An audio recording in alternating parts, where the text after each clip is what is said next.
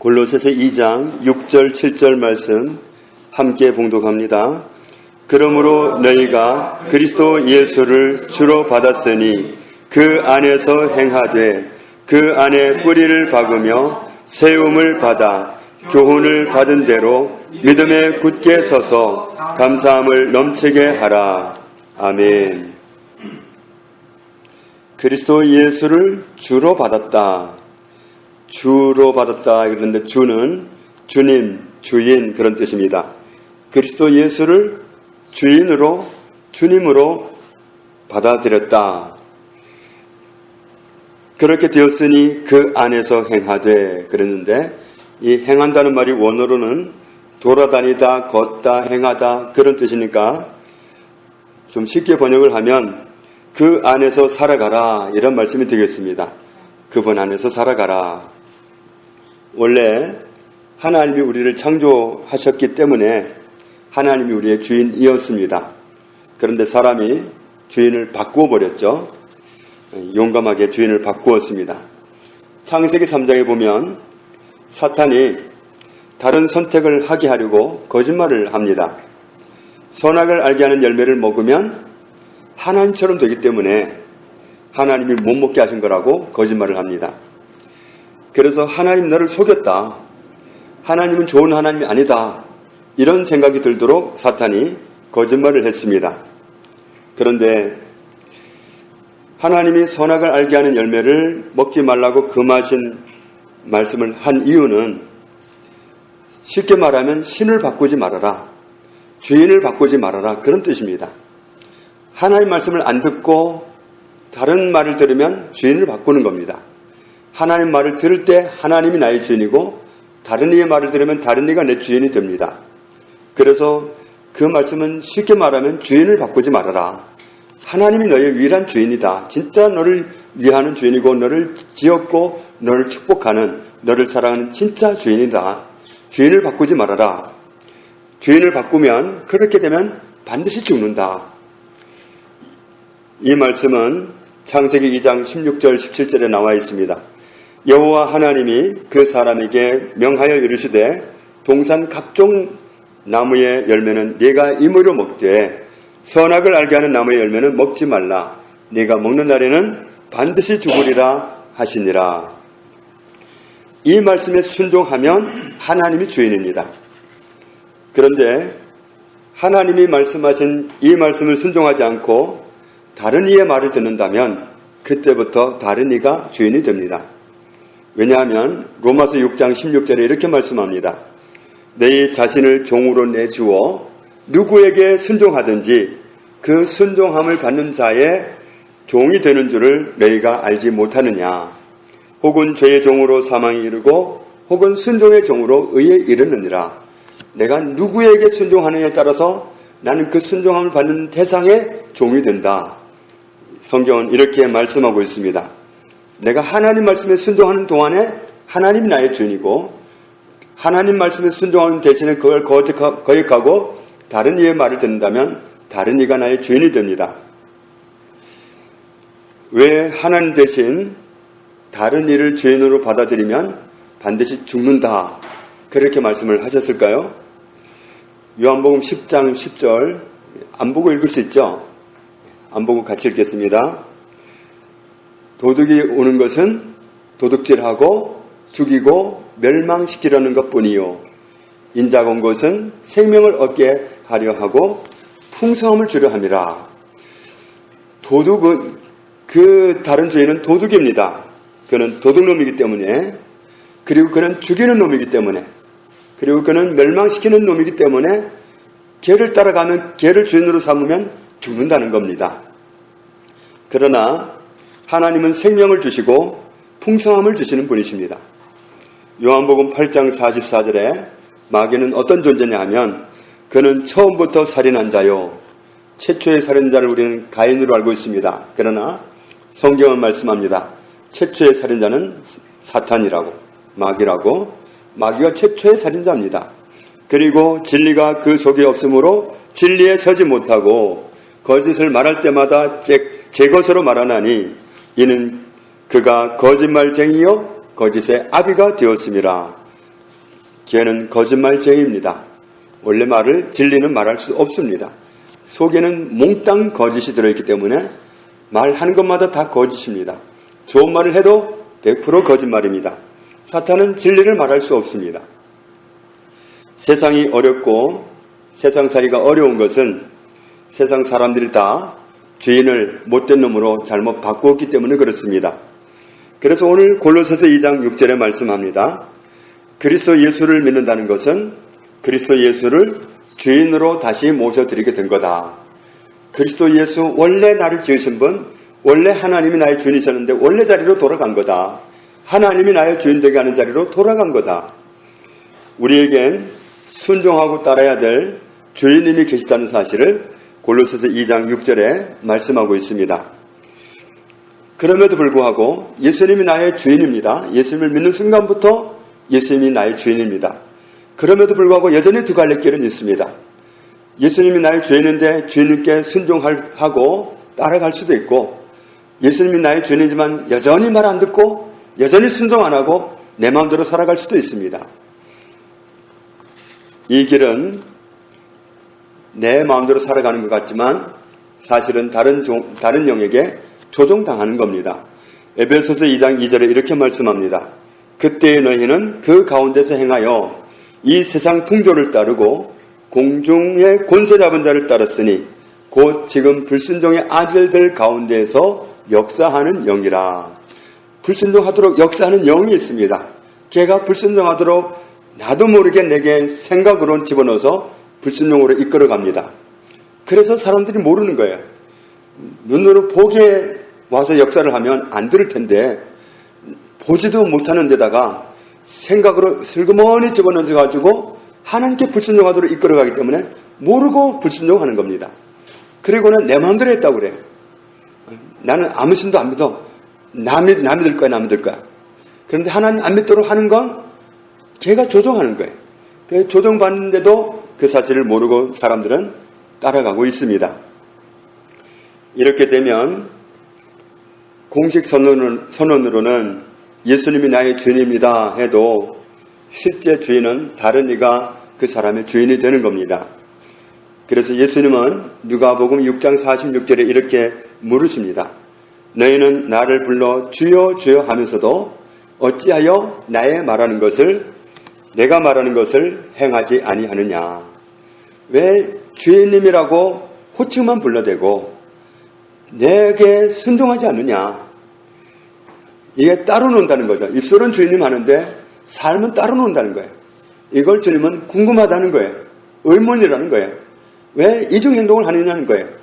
주인이 아니라고 하든지 주인이라고 하려면 따라오든지 순종하든지 왜 안 하면서 주인님이라고 하느냐. 이게 예수님의 질문입니다. 그러면 예수님이 나의 삶 속에서 사실적으로 실제로 나의 주인이 되게 해야 되겠는데 그렇게 하려면 어떻게 해야 될까?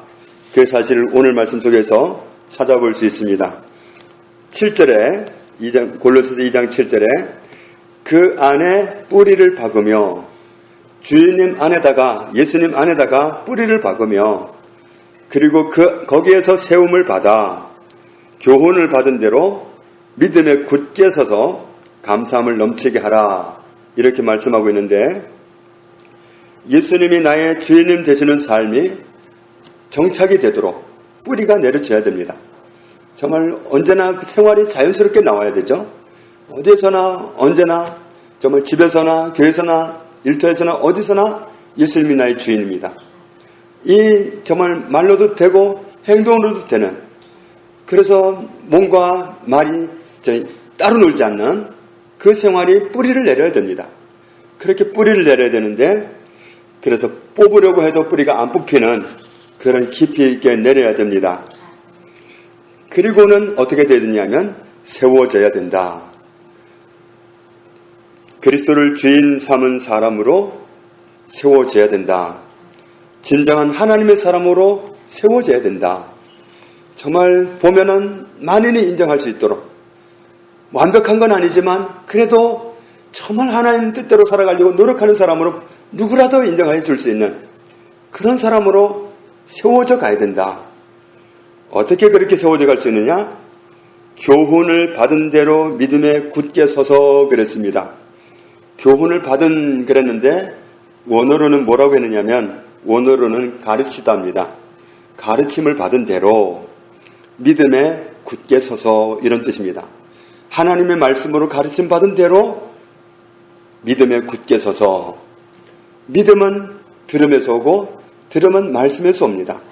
그래서 이 말씀을 자꾸 접하면 그러면 믿음이 옵니다. 어떤 사람은 정말 불쌍하더라고요. 신을 만나보겠다고 안 가본 데가 없대요.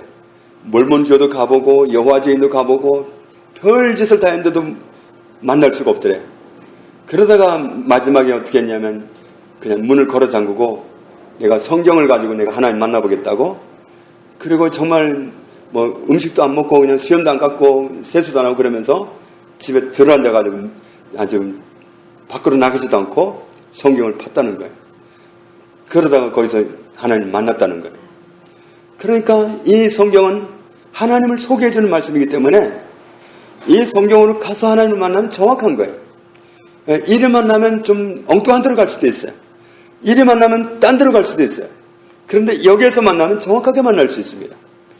그래서 그분이 하나님을 만나가지고 정말 지난 온 세월에 그분이 좀 나쁜 역할을 했어요. 여호와의 증인에 들어가서 있는 동안에 그분이 군의관이었는데 여호와의 증인이 없어질 위기가 있었대요. 그런데 그때 자기가 어떻게 나서가지고 좀 수고하는 바람에 한국에 여호와의 증인이 남아있게 됐다는 거예요. 그래가지고 그분 말끝마다 하는 기도가 정말 용서받지 못할 죄인이, 그런 말을 늘 써요. 그러니까 이 말씀 속으로 가면 하나님을 만날 수 있어요. 다른 데서 쉽게 만나려고 하다가 이게 탈이 나는 겁니다. 우리는 꼭 여기서 만나야 돼요. 오늘날 정말 TV를 봐도 그 유선 방송으로 해서 또 이 스마트폰만 해도 얼마나 방송들이 많이 나와요. 설교하는 분들이 얼마나 많은지 모릅니다. 그래서 우리 교회 설교도 올리면서 가끔은 좀 듣지 말아야 할 그 방송이 잡혀가지고 제가 이렇게 토를 달잖아요. 어느 방송 좀 안 봤으면 좋겠다고. 정말 우리가 딴 길로 가면 딴 데로 설 수 있지만 말씀 속에서 하나님을 만나면 정확하게 만날 수 있습니다. 어긋나지 않을 수 있습니다. 그래서 교훈을 받은 대로 이 말씀은 말씀으로 가르침 받은 대로 믿음에 굳게 서서, 그래서 그렇게 되면 그렇게 세워지면 그때 나타나는 것이 있습니다. 이렇게 세워진 사람에게 나타나는 건 말끝마다 감사해요. 말끝마다 감사해요. 그렇게 세워진 사람인지 안 세워진 사람인지 말끝마다 감사가 있어요. 말끝마다 감사가 있는 사람은 세워진 사람이에요. 정말 이 은혜 가운데 있는 사람은 말끝마다 감사해야 돼요. 그 생활을 이렇게 들여다보면 크게 감사할 게 없는 것 같아. 그런데 감사하대, 본인은. 모든 게 감사하대. 이게 은혜입니다. 그러니까 정말 뿌리를 이 말씀에 내려놓으면 그러면 감사가 넘치는 거예요. 내가 무슨 은혜를 받는지 그 실상을 알기 때문에 감사가 나오는 거예요. 그런데 이 은혜에 잠기지 않으면 세상에 보이는 것 가지고 기준을 삼거든요. 남보다 내 옷차림이 못하고, 내 신발이 남보다 못하고, 내 가방이 못하고, 내 집이 남보다 못하고, 내 차가 남보다 못하고, 이 감사할 거리가 하나도 없어요. 그러니까 이 감사의 기준은 하나님 속으로 들어가야 감사가, 진짜 감사가 뭔지 알지, 이 하나님 밖에서 찾는 감사는 엉뚱한 거예요. 그거 더 좋은 거 준다고 감사할 것 같아요. 감사 안 합니다. 그건 며칠짜리지. 좋은 자동차, 정말 세계에서 제일 좋은 자동차 갖다 놔도 며칠 동안 좀 반짝반짝 빛나게 할지 몰라도 감사 오래가지 않습니다. 정말 이 은혜 가운데 있을 때 감사가 나오는 거지 다른 데서 감사가 넘치지 않습니다. 이렇게 세워진 사람은 감사가 넘친다. 그래서 결론이 뭐냐면 감사함이 넘치도록 하라.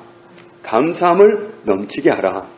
감사함이 넘치는 삶을 사는 사람이면 이렇게 세워진 사람입니다. 그리스도 예수를 주인 사람은 사람이고, 그 안에 뿌리를 내린 사람이고, 세움을 받은 사람이고, 말씀에 교훈받은 대로 굳게 믿음에 서서 감사가 넘치는 사람입니다. 그래서 결론을 보면 감사함을 넘치게 하는 사람, 감사함이 넘치는 사람, 이런 사람이 되어야 됩니다. 그래서 감사함을 넘치게 하라. 왜 감사함이 안 넘칩니까? 하나님을 몰라서 그렇습니다. 내가 받은 은혜가 뭔지 몰라서 그래요. 그런데 그 모든 게 바로 이 속에 나와 있잖아요. 이 말씀 속에, 하나님 말씀 속에 하나님이 어떤 분인지, 하나님 나를 얼마나 사랑하시는지, 나를 위해서 얼마나 큰 은혜를 베푸셨는지, 독생 아들도 아끼지 않고 주셨다는 그 놀라운 사랑을 아주 우리가 잊어버리지 않도록 누누이 강조하면서 말씀하고 있잖아요. 그러니까 우리가 이 말씀을 통해서 우리는 하나님을 알 수 있고 내게 베푸신 은혜도 알 수 있고, 그래서 그 은혜가 너무도 감사해서 감사함을 넘치게 하는 사람으로 살아갈 수밖에 없도록 우리는 은혜 가운데 있게 됩니다. 우리가 정말 골로새서 2장 6절 7절 이 말씀 가운데 해서 감사함을 넘치게 하라, 이 결론의 삶을 일평생 살아가는 축복을 누리게 되기를 주님의 이름으로 축복합니다. 아버지 하나님 감사합니다. 예수 그리스도 독생아들을 희생하고서 우리를 구원하신 하나님의 사랑은 이런 말로 다 할 수 없고 그 가치는 헤아릴 수 없습니다. 하나님의 너무도 크신 사랑으로 우리가 구원받은 것을 감사합니다. 하나님의 사랑은 끝도 한도 없습니다. 우리를 향하신 하나님의 사랑에는 계산이 없습니다. 시간도 제한이 없습니다. 무수한 사랑으로 끝없이 부어주시기를 원하시는 하나님의 은혜와 사랑을 감사합니다. 그 놀라운 사랑을 이 말씀 속에서 깊이 날마다 발견하기 원합니다. 그래서 믿음에 굳게 서기 원합니다. 그리스도 안에 뿌리를 내리기 원합니다. 그리고 굳게 세워지기를 원합니다. 그리고 날마다 정말 진정한 감사가 넘치는 이렇게 세워진 사람으로 살아가기 원합니다. 우리 모두가 이 같은 사람으로 살아갈 수 있도록 세워주시고 영광 받으시옵소서. 예수님 이름으로 기도합니다. 아멘.